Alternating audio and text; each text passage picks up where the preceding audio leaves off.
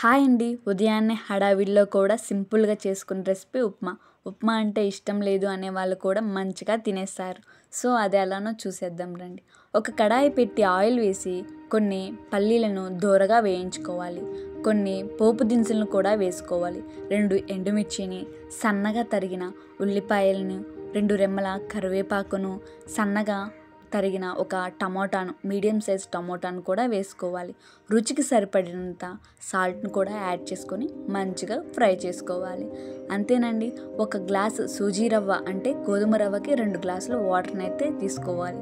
ఒక గ్లాస్ గోధుమ రవ్వకి 2 గ్లాసుల వాటర్‌ని అయితే యాడ్ చేశాను. 2 పొంగులు రాగానే ఈ ఒక గ్లాస్ సూజీ రవ్వ అంటే గోధుమ రవ్వనైతే యాడ్ చేసి మంచిగా కలుపుకోవాలి. అంతేనండి. మధ్య మధ్యలో గోధుమ రవ్వని కలుపుకుంటూ ఉండాలి. ఇలా ఈవెన్‌గా మొత్తం ఉడికేంత వరకు ఉంచుకుంటే మన ఉప్మా అయితే రెడీ అయిపోయింది.